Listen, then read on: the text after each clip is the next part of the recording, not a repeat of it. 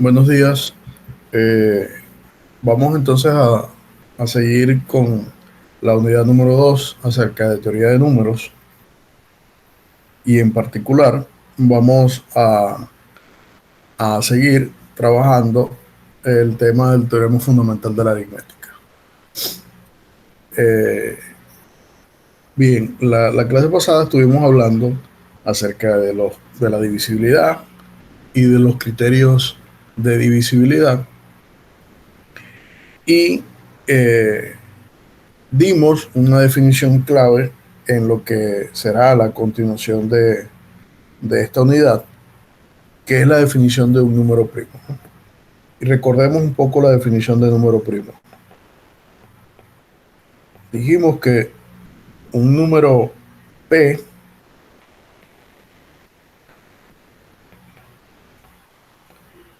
mayor que 1, ese P un entero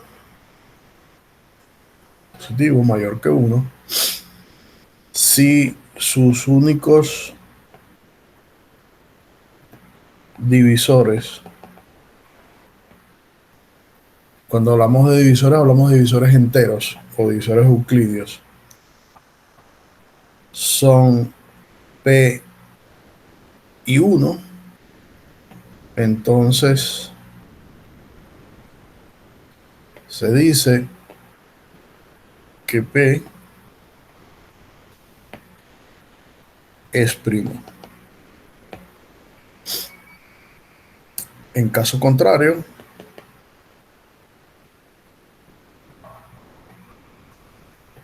es decir, en caso contrario, se dice que P es compuesto. Es decir,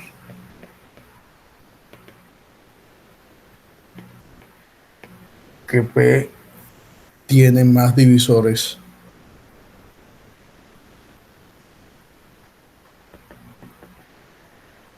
enteros. Esa fue la definición que dimos acerca de los números primos y empezamos a hablar acerca de ellos, como por ejemplo la exclusión del 1, que no es un número primo, ¿ya?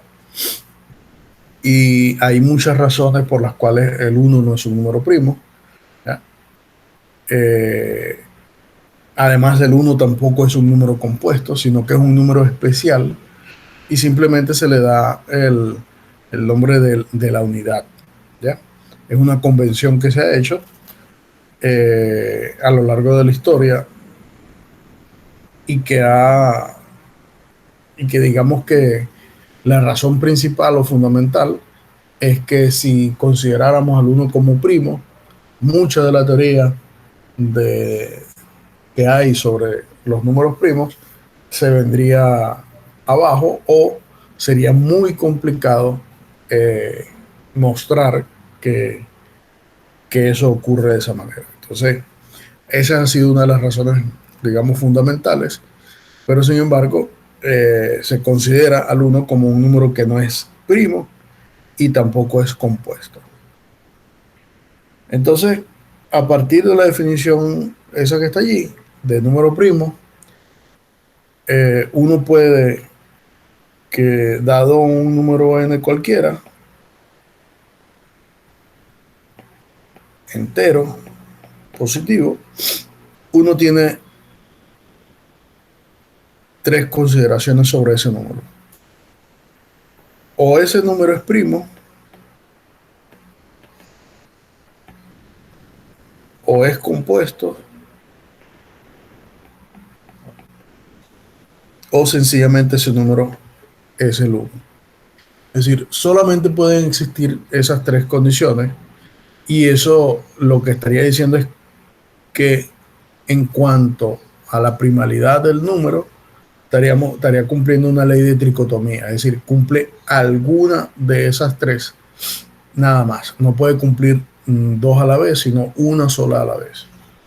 Entonces, eso fue alguna de las cosas que dijimos acerca de los números primos y enunciamos un lema o un resultado que lo que garantiza es que todo número natural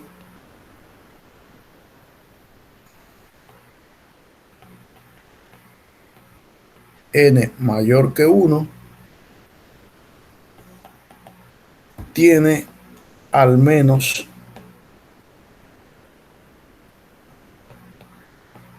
un divisor primo. Es decir, que si yo tengo un número natural n cualquiera mayor que 1, él satisface que tiene por lo menos un divisor primo. ¿Ya?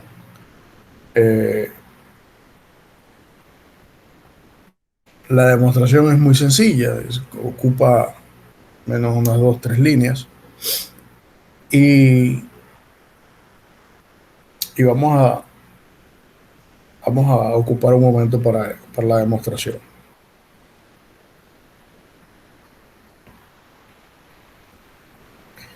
Bueno, si de entrada el número es primo, entonces listo, porque él tiene un divisor que es el mismo, que es primo, y se satisface entonces la, el enunciado. El caso interesante es cuando él no es primo. Supongamos que n no es primo. ¿Ya? Entonces, por la definición de número compuesto, eso implica que tiene al menos un divisor. Llamemos ese divisor P, tal que P es más pequeño que n y más grande que 1. ¿Ya? Vamos a escribir esto mejor.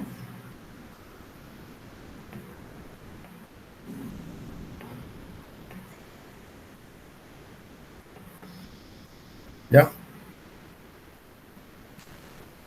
Eso es lo que garantiza que el número no sea primo. Si P no es primo, tiene por lo menos un divisor más. Si n no es primo, perdón, tiene al menos un divisor más. ¿Ya? Entonces, supongamos que este P es el menor de los divisores. Es el menor de los divisores de n. ¿Ya? Entonces, volvemos a aplicar. Si ese P es primo, entonces se satisface el enunciado. Si él no fuese primo, ¿verdad? Tendría entonces, o sea, supongamos que P no es primo. Bueno, como no es primo, volvemos a caer en la definición. Es compuesto. Si es compuesto, P tiene otro divisor. Entonces, sea de Q un divisor de P, tal que se satisface lo mismo, que 1 es menor que Q y es menor que P. ¿Ya? Y entonces, como Q es un divisor de P y P es un divisor de N, eso implica que Q es un divisor de N también. Pero como supusimos que P era el menor de los divisores y estoy consiguiendo Q, otro que es más pequeño que P y que también divide a M, entonces eso lleva a una contradicción. ¿Ya? Estoy contradiciendo que P sea el menor y por lo tanto, si contradigo ese hecho, Eso lo que me lleva a decir es que P no tiene más divisores, es decir, que P es primo y por lo tanto N se puede decir que tiene al menos un divisor primo. Y eso completaría la demostración que estamos haciendo. Bien, más que la demostración, el enunciado lo que garantiza es la importancia que tienen los números primos en la descomposición de cualquier número. Y eso es lo que se conoce como el teorema fundamental de la aritmética.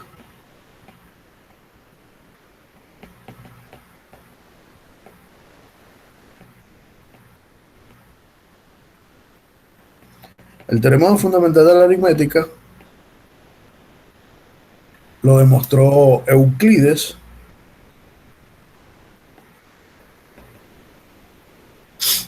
aproximadamente entre los años 325 y 265, que fue cuando él vivió. Aproximadamente entre esos años, Euclides demostró el teorema fundamental de la aritmética, y ese teorema fundamental de la aritmética aparece en el libro 11, perdón, el libro 9 de Euclides, que fue un libro que él dedicó completamente a la aritmética. A pesar de que Euclides desarrolló todo lo que es la geometría plana, todos los teoremas de la geometría plana, también dedicó un espacio a la aritmética, y fue el libro 11 de todo, del libro de Euclides, el libro número 11, donde él muestra el teorema fundamental de la aritmética. ¿Y qué dice el teorema fundamental de la aritmética? El teorema fundamental de la aritmética lo dice que todo número natural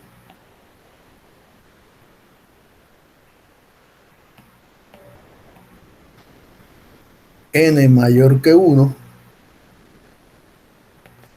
tiene una única representación como producto de primos.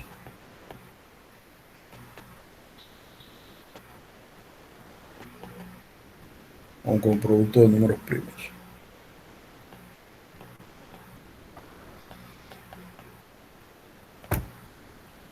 En pocas palabras, lo que dice es que si yo tengo n, un número natural, n se puede escribir como un producto de números primos. Es decir, existen primos P1, P2, P3, P sub K, donde podemos llamar alfa 1, alfa 2, alfa 3, alfa K, las veces que se repite cada uno de esos primos. Es decir, que cualquier número se va a poder descomponer como un producto de potencias de números primos. Eso es lo que a la final de cuentas, o la importancia de ese enunciado del teorema fundamental de la aritmética, que yo cualquier número lo voy a poder descomponer como un producto de números primos, y ese producto es único, es decir, existe una única factorización. No pueden existir un mismo número que tenga dos factorizaciones distintas. ¿Ya?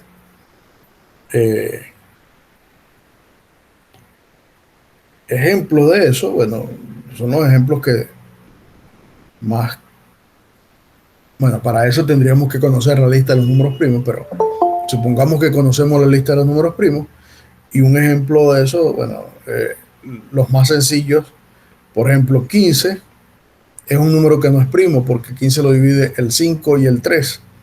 Ya, como ya nosotros sabemos criterios de divisibilidad, ya podemos decir que el 15 lo divide el 5 y el 3. Entonces, el 15 se puede escribir como un producto de factores primos. ¿Ya?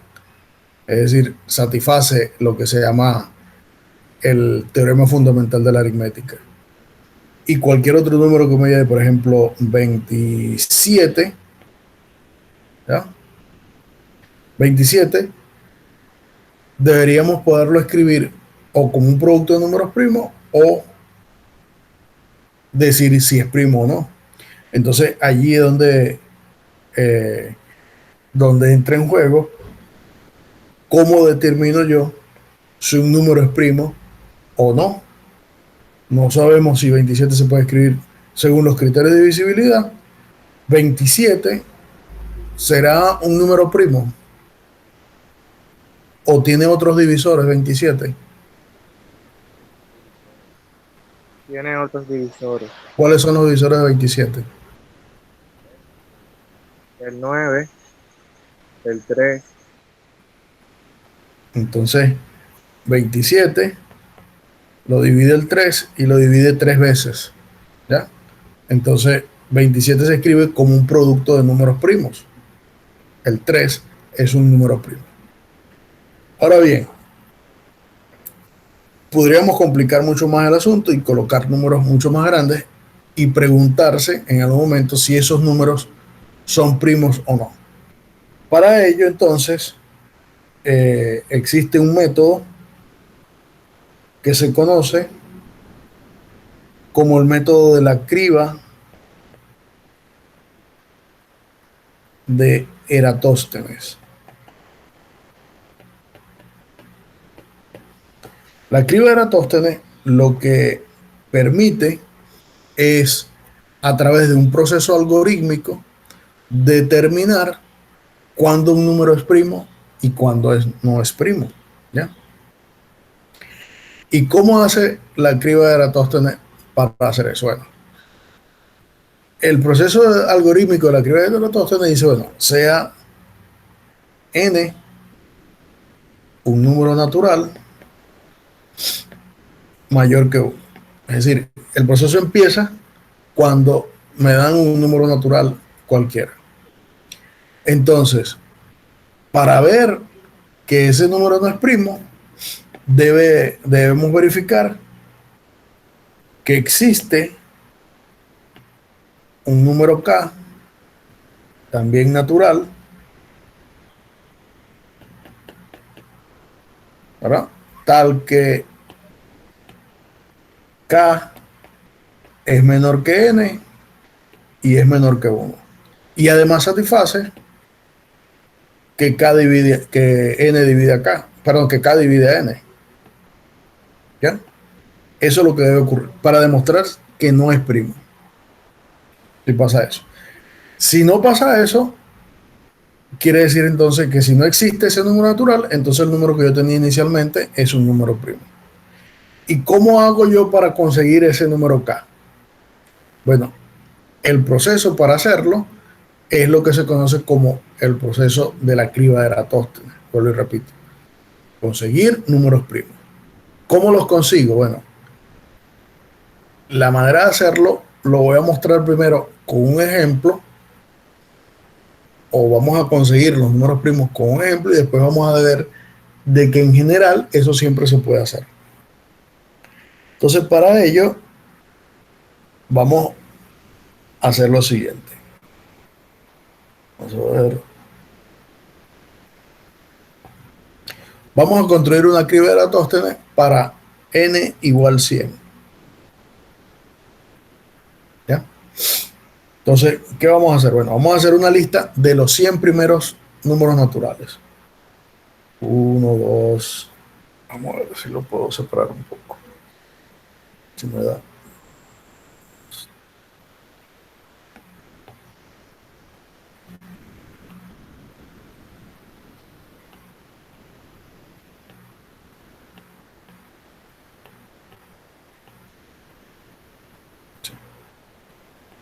Y así construimos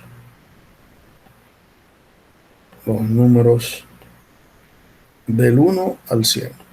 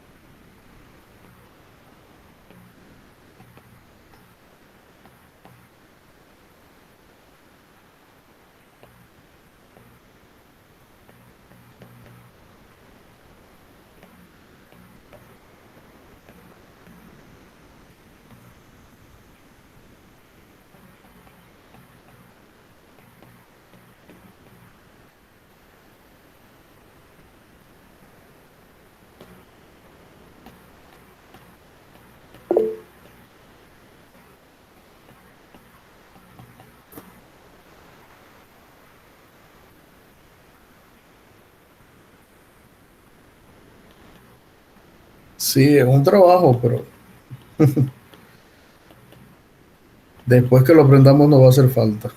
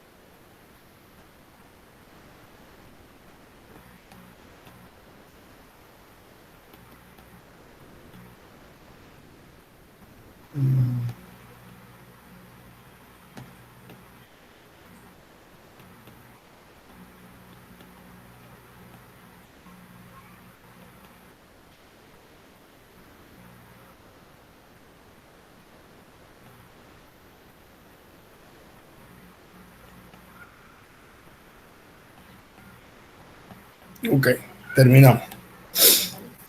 Bien, entonces la criba de Eratosthenes consiste en comenzar a tachar los números que no son primos. Entonces, para comenzar con eso, empezamos con el uno. El uno ya nosotros sabemos que no es un número primo, ¿ya? Por lo tanto, tachamos el uno. El 2 es el primer número que aparece luego del uno. Como no tenemos ninguna información acerca del 2, entonces suponemos que el 2 es un número primo, ¿ya? Me quedo con el 2. Pero como el 2 es un número primo, todos los demás que sean múltiplo de 2 ya no deben ser números primos, porque lo divide el 2 y otro número. Entonces, cualquiera que, que esté en esa lista que sea múltiplo de 2 lo tengo que tachar. Se tacho todos los que están debajo del 2 porque son múltiplos de 2. Todos los que están en la columna del 4 porque son múltiplos de 2. ¿Verdad? Porque ya lo dijimos nosotros. Los que están en la columna del 6 también, todos quedan tachados automáticamente. Los que están en la columna del 8 también, porque son pares y son múltiplos de 2. Y los que están en la columna del 10, evidentemente también, porque todos los que terminen en 0 por los criterios de divisibilidad son divisibles por 2. Por lo tanto, ellos tengo que tacharlos. Entonces ya me quedé con la mitad menos 1 de todos los 100 números que tenía. Es decir, de un solo plumazo me eliminé todos, más de la mitad de los números que tenía inicialmente. Ok, ya terminé con eso. Todos los que están allí, ninguno son divisibles entre 2. Entonces continúo con el siguiente número, el 3. Bueno, el 3 no es divisible entre 2, porque es el primer número primo que conocemos. Y como la divisibilidad se basa en los números anteriores, es decir, el 2 no divide el 3, por lo tanto el 3 es un número primo. Y todos los que sean múltiplos de 3 los tengo que eliminar. ¿Por qué los tengo que eliminar? Porque ya los divide el 3. Los divide el mismo y el 3.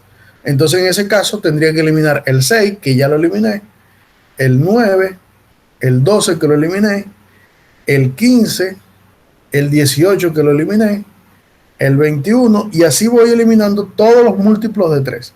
21, 24, 27, el 30 que está eliminado, 33, 36 que lo eliminé, 39, 42 que lo eliminé, 45, 48 que lo eliminé, 51, 54, 57, 60, 63, 66 que lo eliminé, 69, 72 que lo eliminé, 75, 78 que ya lo eliminé, 81, 84 que está eliminado, 87, 90, 93, 96 y 99. Entonces fíjense que ya eliminé una otra cantidad considerable. El siguiente número que está en la lista que no está tachado es el 5. ¿Ya? El 5, como no lo divide el 3 ni lo divide el 2, entonces el 5 es un número primo. Pero tengo que eliminar en la lista todos los que sean múltiplos de 5. Y nosotros sabemos que El 5 divide a todos los números que terminan en 5 o en 0. Por lo tanto, termino de tachar todos los que están debajo de mi lista. ¿Ya? Y me queda eso que está ahí. Ahora, siguiente número, el 7. El 7 es un número primo, ¿verdad? ¿Por qué el 7 es un número primo? Porque no lo divide ni el 5, ni el 3, ni el 2. Por lo tanto, debo eliminar de la lista todos los que sean múltiplos de 7. Sería 7, 14, 21, que ya está eliminado, 28, que está eliminado, 35, que también está eliminado. El siguiente sería 42, que está eliminado. El siguiente sería 49, elimino el 49. El siguiente sería el 56, que lo eliminé. El siguiente sería el 63, que lo eliminé. El siguiente sería el 70, luego el 77, luego el 84, que lo eliminé, luego el 91 y luego el 98, que lo eliminé. Y listo, ya eliminé todo. Ahora, la criba de Eratóstenes garantiza que ya no tengo que chequear a más ninguno. Pero ¿por qué no debo chequear más ninguno? Y ya todos los que me quedan en esta lista son números primos. Y van a ver por qué. Todos estos son números primos y podemos decir entonces que esos son los números primos entre el 1 y el 100, que es parte de la tarea que les dejé el día, la última clase,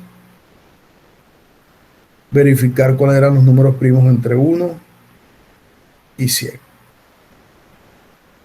Esos son los números primos, es decir, el 2, el 3, el 5, el 7, el 11, el 13, el 17, el 19, el 23, el 29, y más 31, 37, 41, 43, 47, 53, 59, 61, 67, 71, 73, 80 y 79, 83, 89 y 97. Es decir, hay 25 números primos del 1 al 100. Ahora, ¿por qué no tengo que seguir chequeando? Bueno, la razón es la siguiente. El algoritmo dice que al número que yo quiera calcularle si es primo o no, a ese número le debo sacar la raíz cuadrada, es decir, la raíz cuadrada de n. Y eso me va a dar un número aproximadamente un número entero. Y solamente debo probar con todos los primos menores que ese entero para verificar si n es primo o no. Es decir, que además de que me permite verificar que es un número primo, yo puedo saber quiénes son los que están, todos los primos que son anteriores a él. En este caso sería la raíz cuadrada de 100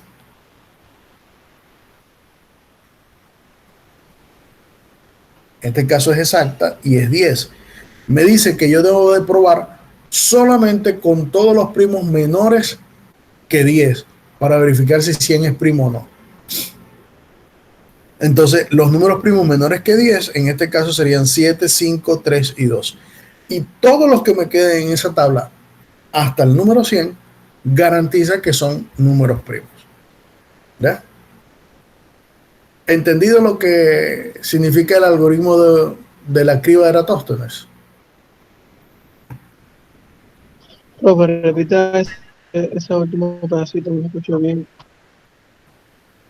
Que si yo quiero determinar si un número es primo o no con la criba de Eratóstenes, lo que tengo que es que la criba de Eratóstenes garantiza que si usted saca la raíz cuadrada de ese número le va a dar aproximadamente un, un entero, un número natural k. En este caso, la raíz cuadrada de 100 es un número exacto, que es 10. Para yo verificar que 100 es primo, lo que debo hacer es que pruebo con todos los primos menores que 10. En este caso sería 7, 5, 3 y 2. Si ninguno de esos lo divide, 100 es primo. Si alguno de ellos lo divide, 100 ya no es primo. En este caso, al 100 lo divide el 2, por lo tanto el 100 no es un número primo. Pero no solo eso, sino que si yo hago la lista de todos los números entre 1 y el número que me den, y hago este proceso de tachar todos esos números, el resultado que voy a obtener es exactamente los números primos que hay entre el 1 y el número que me den. Como yo quise verificar cuáles eran los números primos entre 1 y 100, lo que hice es los coloqué de forma ordenada, apliqué los criterios de visibilidad y fui verificando cuáles números eran primos o no. Pero solamente verifiqué hasta un punto. ¿Hasta qué punto verifiqué? En este caso, hasta el 7. Y no verifique el resto. Lo que quiere decir que el resto no es que no son números primos. Lo que quiere decir es que no hace falta verificarlo. Ya me garantiza que todos los que están por debajo de 7 también son números primos. Es decir, yo puedo construir la lista total de los números primos, que es esta que está acá, entre 1 y 100. ¿Se entiende eso?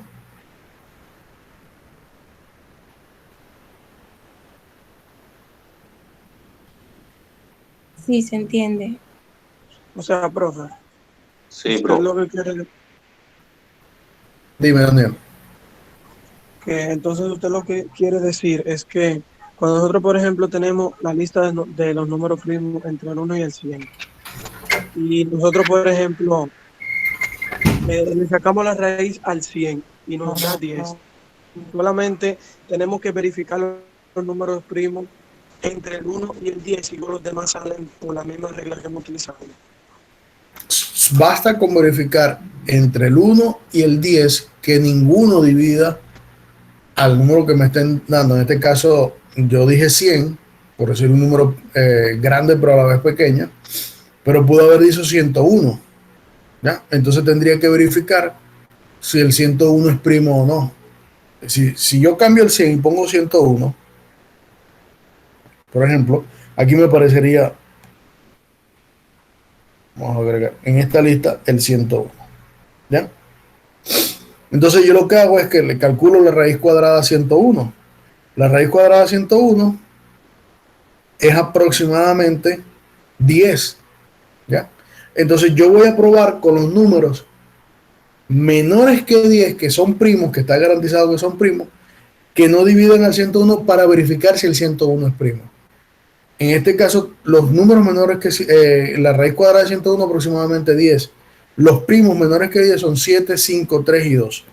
Por los criterios de divisibilidad, el 101 ¿es divisible entre 2? No. ¿Es divisible entre 3? Tampoco. ¿Es divisible entre 5? Tampoco. ¿Es divisible entre 7? Tampoco. Por lo tanto, 101 es un número primo. ¿Ya? No tengo por qué verificar con los demás, solamente con los que son menores que 101. Ahora, eso por un lado, esa es una de las funciones de la criba de Eratóstenes. Por otro lado, la criba de Eratóstenes me permite construir los números, la lista de números primos entre el 1 y el 101, si la hago con este proceso. ¿Se entiende eso? Se tiene dos funciones: verificar que un número es primo, y la segunda, construir la lista de números primos entre 1 y ese número. Profesor, Dime. pero otro, es como un comentario, otra forma de verlo también es que se pueden ir tachando los números y sus múltiplos hasta encontrar un número que su cuadrado sea mayor que el número n. O sea, en este caso sería como usted dice hasta el 10, puesto que el 11, si se eleva al cuadrado, superaría al 101 y al 100. Sí, también es análogo. ¿Ya? Lo que pasa es que quizás no lo quise expresar de ahí, yo creo que en el material está expresado de las dos maneras, pero es exactamente lo mismo. ¿Ya? ¿Cuál es el proceso que debe entonces hacer para saber si un número es primo o no? Sencillamente tratar, ¿verdad?, de conseguir, o bien sea, ese número que elevado al cuadrado supere al número que me den, o sencillamente calcular la raíz cuadrada de ese número. Cualquiera de los dos procesos es exactamente similar. ¿Entendimos entonces qué significan los números primos? Y cómo conseguirlos y cómo determinar si un número es primo o no.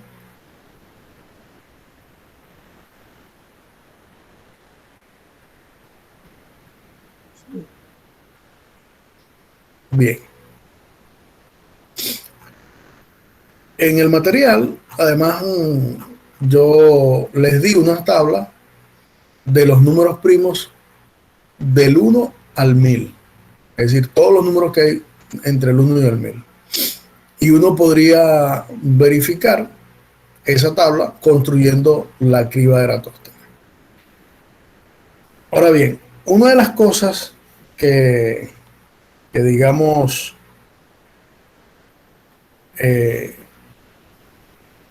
debemos de tener la capacidad de darnos cuenta es que la manera en cómo están distribuidos los números primos no es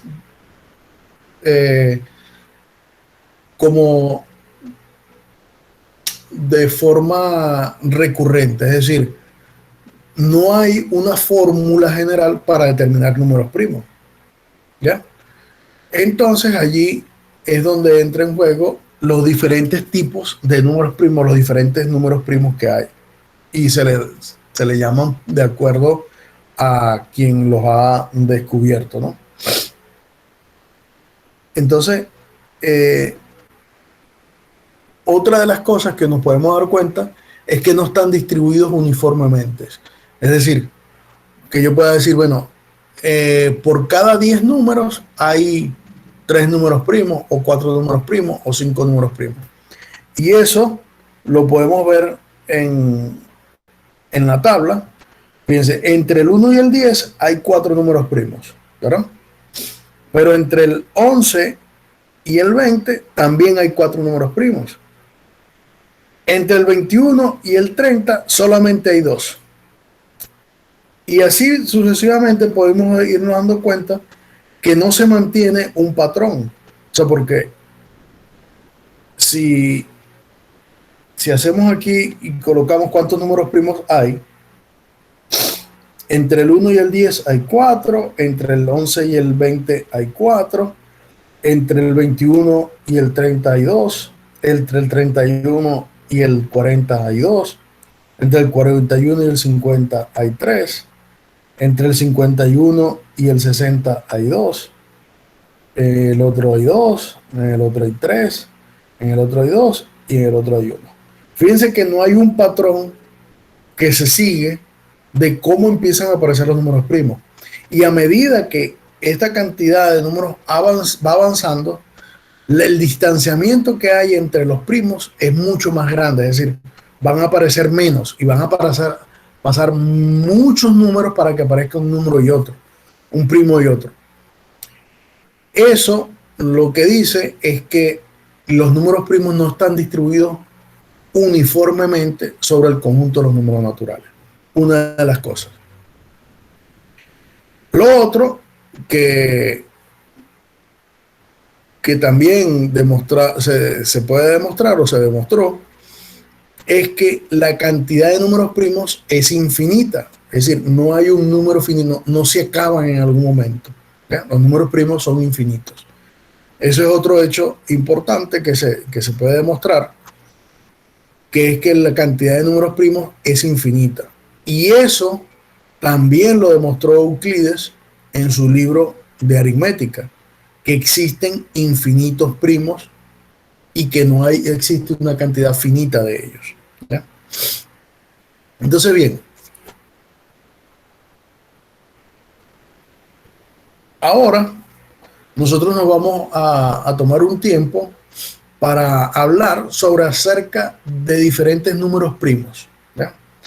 Y los primeros primos que vamos a comentar son unos primos muy famosos, son los números primos de Mersenne. Y famoso porque en la actualidad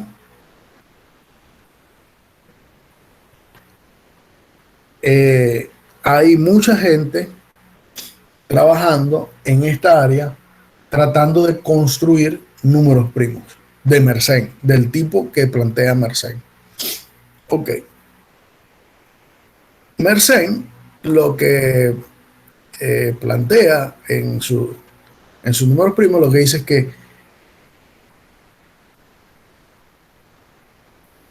vamos a ver aquí, escribir así,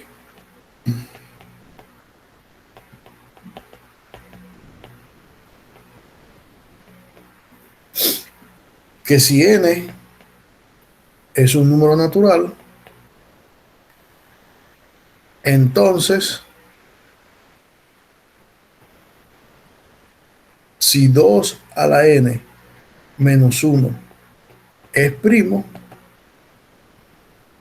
es porque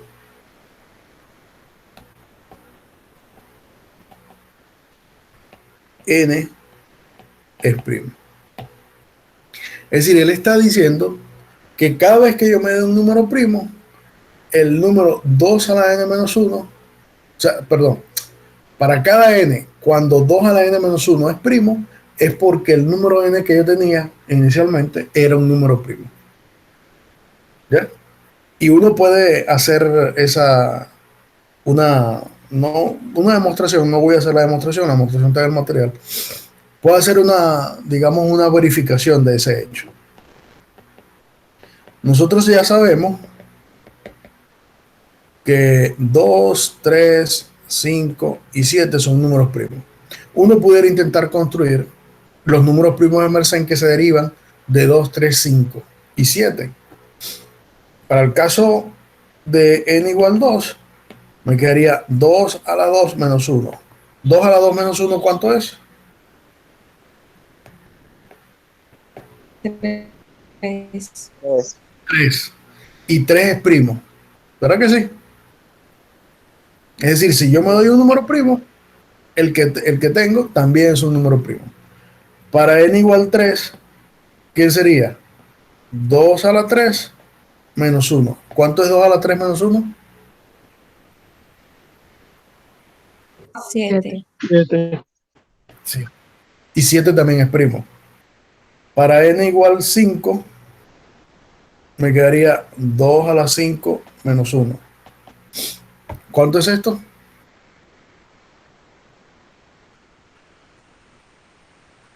31. 31. Ahora, 31 será un número primo. Bueno, me voy a la lista y aquí está el 31, sin tachar. Entonces el 31 es un número primo. ¿Ya? Y para n igual 7 sería 2 a la 7 menos 1, y eso es un número bastante grande. ¿Cuánto es eso?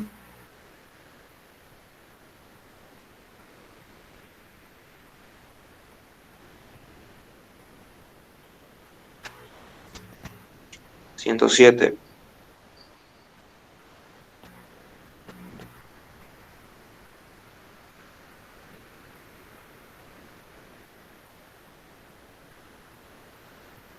...127, perdón. 127.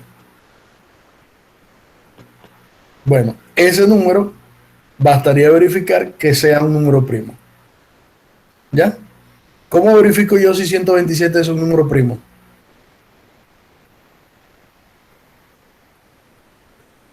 Primero sería raíz de 127.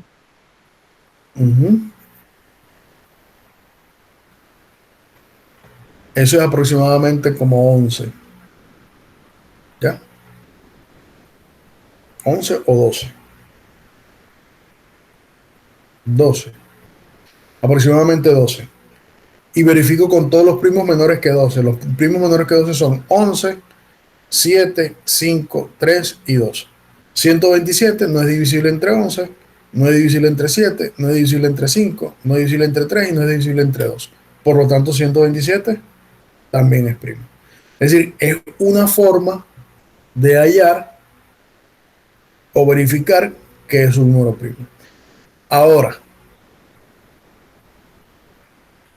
no necesariamente siempre para algunos primos eso va a ocurrir, pero no necesariamente el recíproco es cierto. Es decir, los números que se hallen de esta manera como lo hicimos nosotros, es decir, nosotros damos el número primo y verificamos que el resultado también es un número primo, ¿ya? Y fíjense que para números pequeños la cosa se hace sencilla y pareciera que funciona, pero no es cierto en general. Es decir, este proceso no verifica que yo voy a poder conseguir todos los números primos de esta manera, ¿ya? Por ejemplo, para n igual a 11, ¿ya? Es el primer número primo que falla. Para n igual a 11 el resultado sería 2 a la 11 menos 1. Y esto es 2047. Y 2047 es divisible entre 23 y entre 89. ¿Ya? Y 23 y 89 son números primos. Por lo tanto, este proceso de como lo veníamos haciendo no se cumple en general, ¿ya? Por eso la manera en cómo se hallan los números de Mersenne es mucho más complicada. Es decir, es primero conseguir un primo de la forma 2n menos 1 y verificar que el n al cual está elevado es un número primo. Para eso es por eso que se conocen los números primos de Mersenne. En la actualmente, solamente se han conseguido 51 números primos de Mersenne. ¿Ya? Solamente 51 números primos de Mersenne. El último fue en el 2018. Y el proceso en el cual se hace esta forma de hallar números primos es un proceso sumamente grande.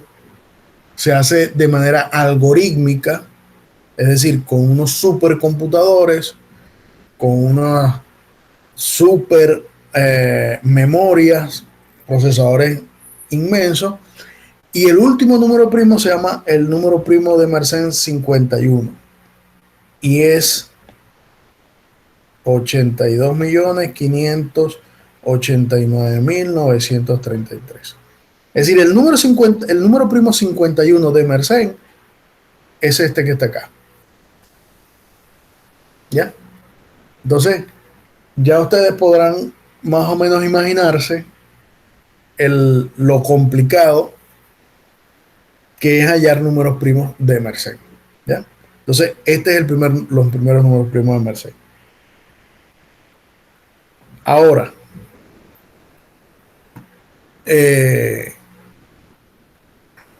ya, un momentito.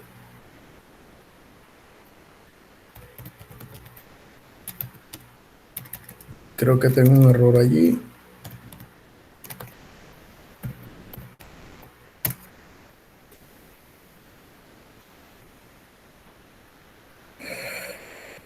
Hay otros tipos de números primos que no solamente son de esa forma, sino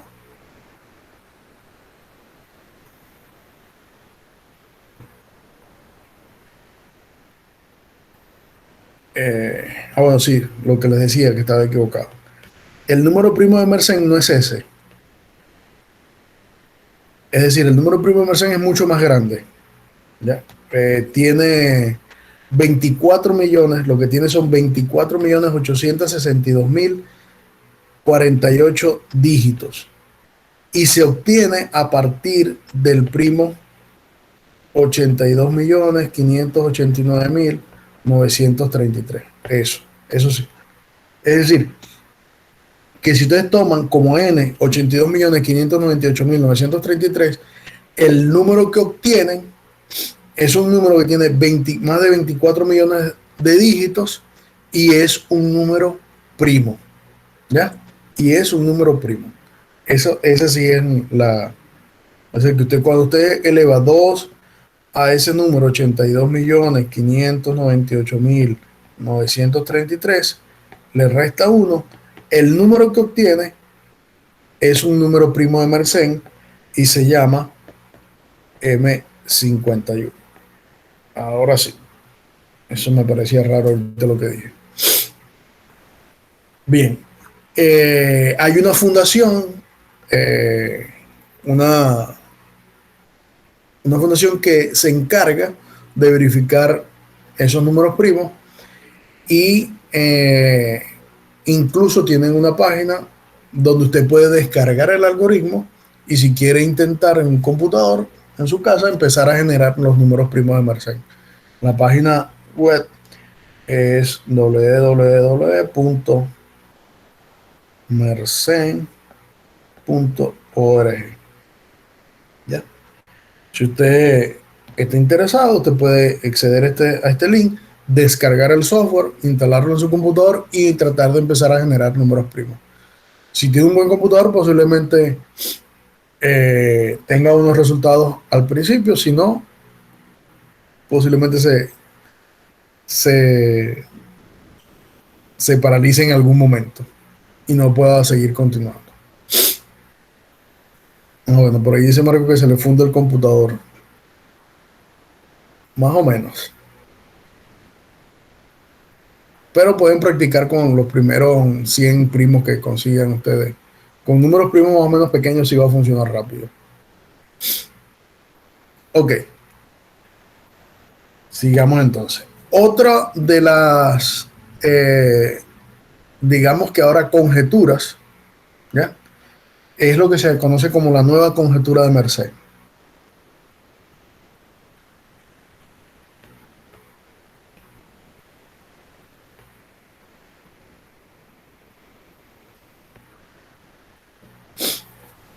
Esta nueva conjetura de Mersenne data más o menos del año 1989 y establece que si usted tiene n un número natural impar,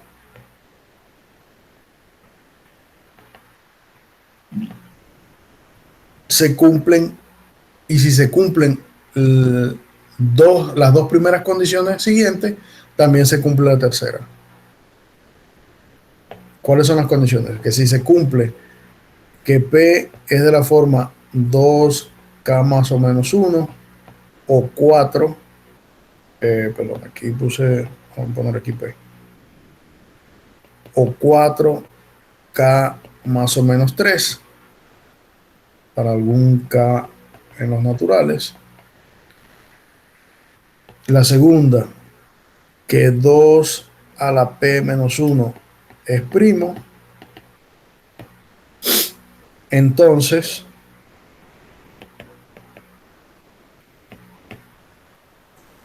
dos a la P más 1 sobre 3 también es primo. Es decir, que si el número es impar y se puede escribir o bien sea de la forma 2K más 1 o 2K menos 1 o 4K más 3 o 4K menos 3 para algún K y el número 2 a la P menos 1 es primo, entonces este número 2 a la P más 1 sobre 3 también es un número primo y este número se llama un número primo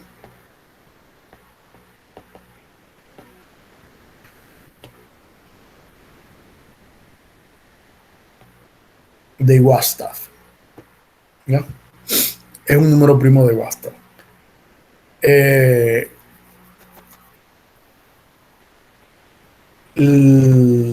La verificación de esto no se ha podido hacer, es decir, no hay una demostración de este hecho. Sin embargo, uno puede, digamos que tratar de ver esto que está acá. Por ejemplo, vamos a hacer un ejemplo de eso. Tenemos que darnos un número que sea de la forma 2K más o menos 1 o 4K más o menos 3. Vamos a ver. Por ejemplo, 7. 7 se puede escribir como 2K más 1 con K igual 3. ¿Verdad que sí?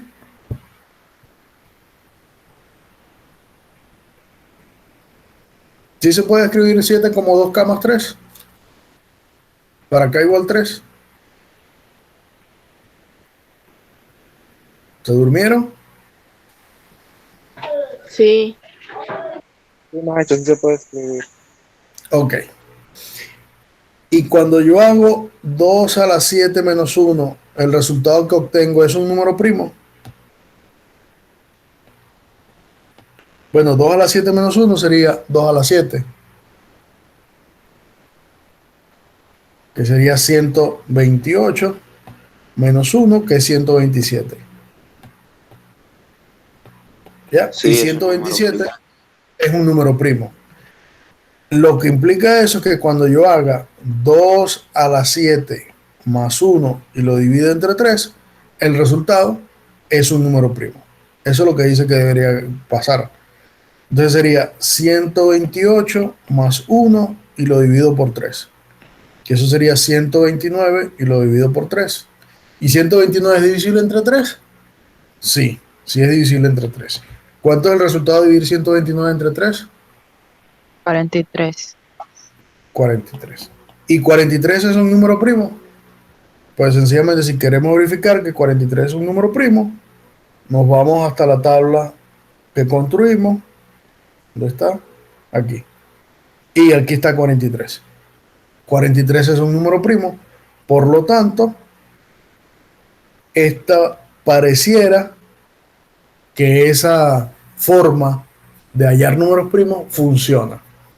Basta verificarla en general. Por eso que se llama una conjetura, ya que no está completamente verificada que sea cierto. Lo que sí es cierto es que si yo tomo números primos más o menos pequeños que me permitan manipular, yo puedo construir nuevos números primos a partir de esos que están allí.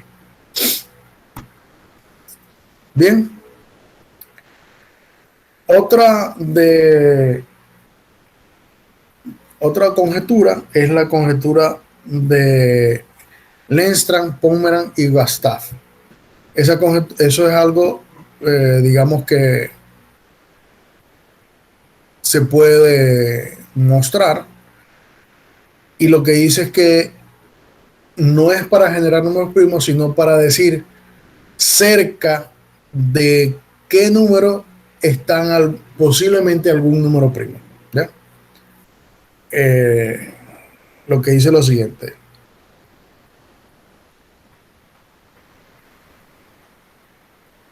Si P es un número primo de Mersenne,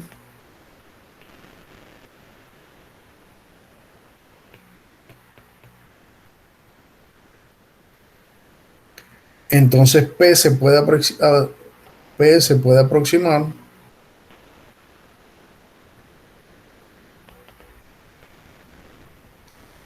asintóticamente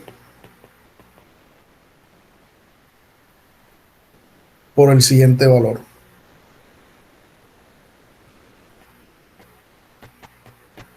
¿Ya? Donde E a la gamma se llama la constante de Euler-Mascheroni. ¿Ya? Y es aproximadamente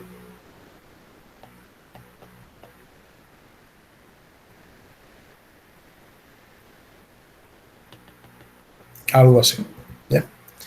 Es más que todo, esa conjetura más que todo lo que indica es que si yo quiero saber si cerca de un cierto número hay un número primo, uno calcula esa constante y verifica que el número aproximado entero más próximo a esa constante, a este valor, si es un número primo o no es un número primo. También es una conjetura, no se ha logrado una demostración, pero digamos que en cuanto a números primos de Mersenne, eso es lo que se tiene hecho. Lo que importa aquí es que hay números primos que se generan de una cierta manera completamente distinta a como lo hacemos si lo estuviéramos haciendo manual con la criba de Eratosthenes. Bien, hay otros números que se llaman números perfectos y en general en aritmética aparecen muchos números que hay gente que le da nombres, eh, incluso le ponen sus propios nombres, porque se generan de manera distinta, es decir, la aritmética permite eso. Entonces, un número se dice que es perfecto si él es igual a la suma de sus propios divisores positivos, es decir, P es perfecto si P es igual a la suma de sus divisores positivos. ¿Ya? Ejemplo de números perfectos, el 6. El 6 es un número perfecto. ¿Por qué el 6 es un número perfecto? ¿Quiénes son los divisores de 6? 1, 2 y 3. ¿Ya? Y la suma de sus dígitos de 1 más 2 más 3 es exactamente 6. Entonces a ese número se le llama un número perfecto, porque es igual a la suma de sus divisores.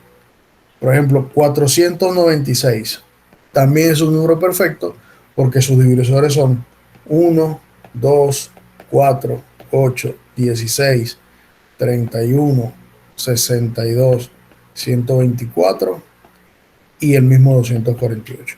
Cuando sumamos todos esos dígitos, la suma de todos esos dígitos es exactamente 496. Entonces, sencillamente se llamará un número perfecto a un número que satisface que sea igual a la suma de todos sus divisores. Como tarea curiosa, tratar de hallar números perfectos entre cuáles números son perfectos entre 1 y 100.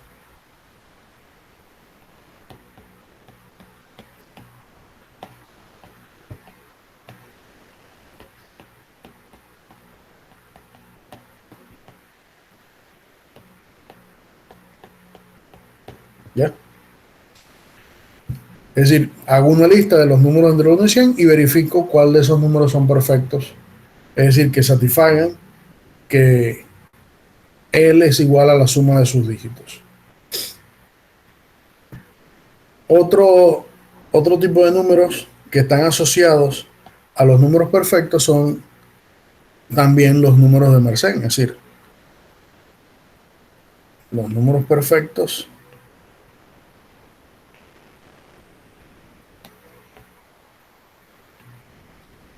y los números de Mersenne.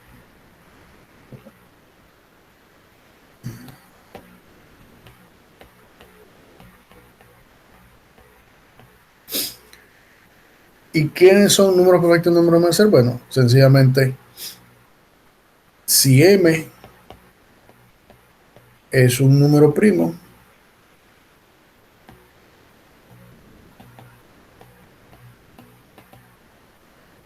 de Mersenne, entonces M por M más 1 sobre 2 es un número primo, es un número perfecto.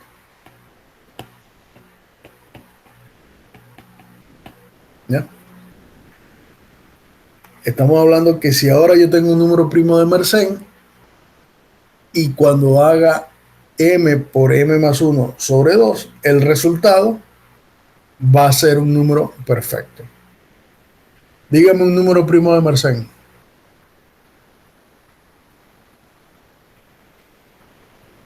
Por ejemplo, 3. El 7. Profesor, Dime. entonces, siguiendo esta fórmula, es muy probable digo, ya podríamos encontrar los números perfectos entre 1 y 100, algunos de ellos aplicando esa fórmula, con Exactamente. el Esa 2, es la idea. 3, el... Esa básicamente es la idea. Por ejemplo, el número primo de Mersenne más pequeño, el 3. ¿Ya? Entonces, vamos a verificar que el resultado es un número perfecto. Entonces sería No, 3 por no 3 era el más 2, 1. profesor. No, el número de Mersenne es de la forma 2 a la n menos 1, que en este caso es 3. ¿Ya? Recuerda que el número de Mersenne es 2 a la n menos 1. El número que se obtiene, el más pequeño que se obtiene, es 3. Para n igual 2, el número de Mersenne es 3. Ok, ¿Ya? ok, el número de Mersenne es el resultado. Y el resultado. Entonces tengo 3, es un número de Mersenne. El resultado de esto es 3 por 3 más 1 sobre 2, que sería 12, entre 2, que es 6, y 6 es un número perfecto. Y si seguimos con el siguiente, que el siguiente sería, ¿cuál era el siguiente? 7. Sí, el siguiente es 7, me quedaría 7 por 8 sobre 2. 7 por 8, 56. ¿cuánto? 56. 56. 56. 56 entre 2, 28. 28. Sí, 28. Bueno, hay que ver si 28 es un número perfecto. ¿Cuáles son los divisores de 28? Entonces hay que buscar todos los divisores de 28. ¿Quiénes son los divisores de 28? Vamos a borrar por aquí algo. 14, El 2, el 4 también divide a el 28, 7, el 7,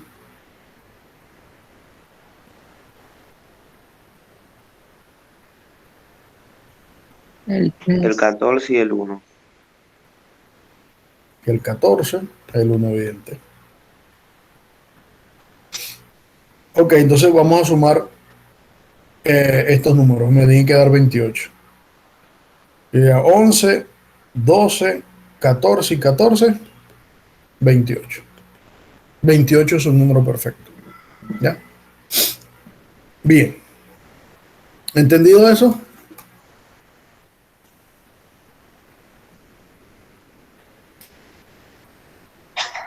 Sí. Sí. Ok. Otros números primos,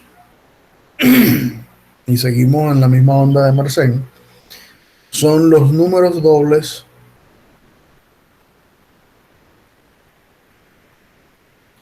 de Mersenne.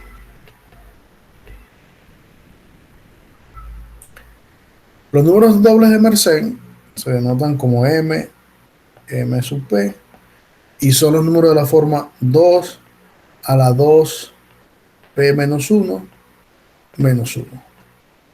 ¿Ya? Donde P es un número primo de Mersenne.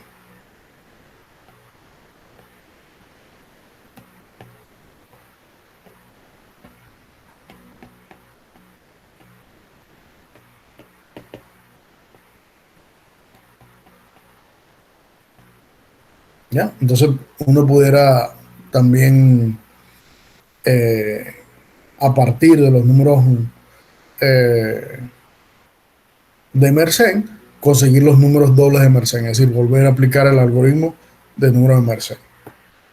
Y por último, dentro de estos mismos números de Mersenne están los números Repunit. ¿Ya? Los números Repunit son aquellos que una cierta base dada, que bien más adelante vamos a ver qué significa eso, se representa como una cadena de unos. Es decir, son los números que en una base dada cualquiera se representan como una cadena de unos.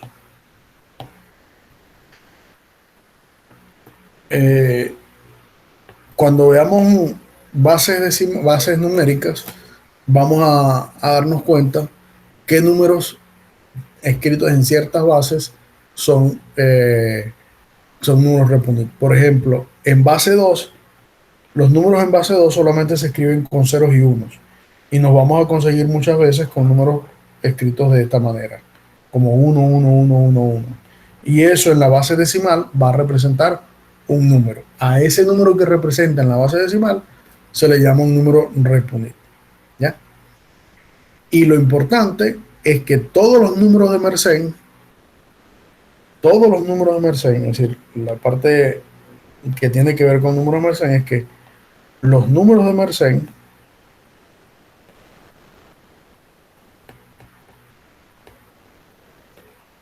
son números Repunit en la base binaria. Quizás alguno conoce lo que significa la base binaria, pero si no, no se preocupen porque nosotros lo vamos a mostrar más adelante cuando veamos el algoritmo de la división. Bien, y para terminar con los números primos, los tipos de números primos, existen un cierto tipo de números que se llaman entonces ahora los números primos de Fermat. ¿Ya? Los números primos de Fermat son números primos que tienen cierto parecido con los números de Mersenne, pero que de alguna manera difieren un poco y a los números primos de Mersenne, porque el número primo de Mersenne decía que si 2 a la n menos 1 era primo, entonces n era primo. ¿Ya?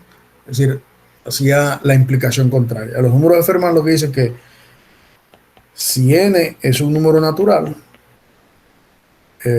mayor que 1,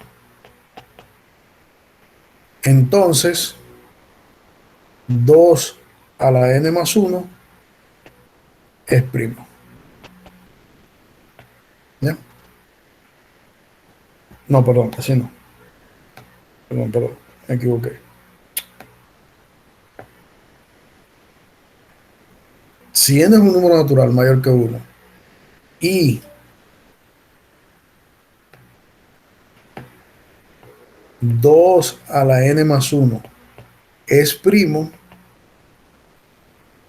entonces n es una potencia de 2. Eso es lo que dice el número de Fermat, los números primos de Fermat. Que si usted tiene un número natural que se puede escribir como 2 a la n más 1 y ese 2 a la n más 1 es un número primo, entonces el número que tenía inicialmente tiene que ser una potencia de 2. ¿Ya? Y entonces a los números de la forma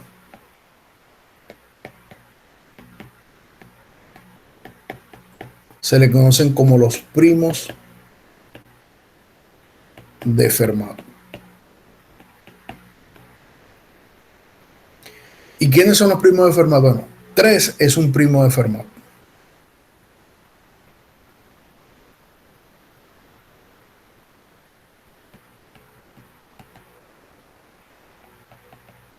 ¿Por qué 3 es un número primo de Fermat?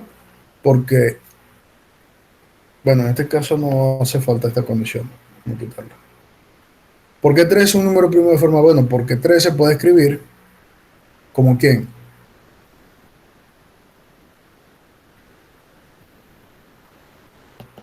Como 2 a la 1 Más uno. más 1. Entonces él es un primo de Fermat. ¿Ya?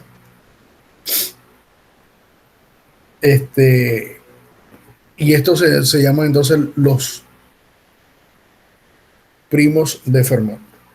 Ahora, como el enunciado dice que es una potencia de 2, entonces eso quiere decir que el n que yo tenía inicialmente se puede escribir como un 2 a la p porque es una potencia de 2. Entonces, ¿cómo se escriben ahora los números de Fermat? Podemos escribirlo así. Los números primos de Fermat se escribe como sencillamente 2 a la 2 a la p más 1. Cada vez que yo tenga una potencia de 2, el resultado va a ser un número primo de Fermat. ¿Entendido?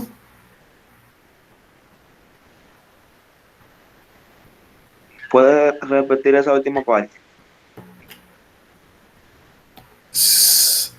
Los números de Fermat, o sea, los números primos de Fermat son 2 a la n más 1 es primo. Entonces, n es una potencia de 2. ¿Ya? Eso es lo que dice la proposición del teorema de Fermat, de los números primos de Fermat, que es una potencia de 2. Entonces, supongamos que n es una potencia de 2, llamémosla 2 a la p. Si sustituimos esa fórmula acá, podríamos llamarlo así, 2 a la n, pero n es 2 a la p, entonces sería 2 a la p más 1. A estos números que están acá se conocen como los primos de Fermat. ¿Ya? Es decir, son estos mismos que están acá, pero ahora escritos en una potencia. Es decir, que cada vez que yo tenga un número que se escribe de la forma 2 a la algún cierto p, ese número sencillamente va a ser un primo de Fermat. ¿Ya? Maestro. Dime. ¿Y P pertenece a los naturales o a los enteros? ¿Pertenece a algún conjunto en específico? A los naturales. P a los naturales. Siempre a los naturales. Entonces, maestro, no debería de ser que n sea mayor que 1, porque ¿cómo escribiríamos 1? Si n es igual a 1, entonces ¿cómo le escribiríamos como potencia de 2? ¿Dónde está? No te entendí lo que me dijiste. ¿Qué pasaría en el caso de que n fuera igual a 1?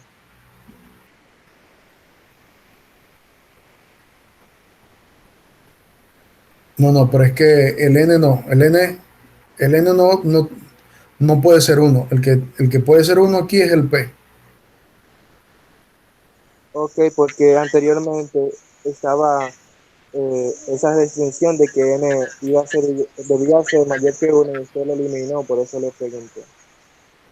Sí, lo eliminé porque a la final de cuentas lo que me va a interesar es este número p. Y ese p sí puede ser, o sea, el 2 a la p sí puede ser 1, pues.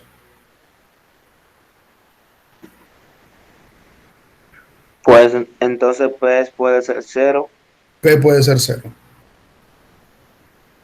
Sí. Por eso preguntaba si estaba P en los naturales, porque como los naturales no está incluido el 0, Los naturales extendidos. bien, ahora. Bien, entonces, con eso vamos a culminar la clase 2, ya está acá. Y nos vemos entonces el día viernes a la hora acordada. Y recuerden que ya la práctica de esta unidad está disponible en la plataforma. Pueden ir trabajando algunos problemas que están allí para que vayan adelantando y no se les haga luego complicado entregar la práctica. Entonces, bueno, que pasen una feliz mañana y nos vemos el día viernes a las 5 de la tarde.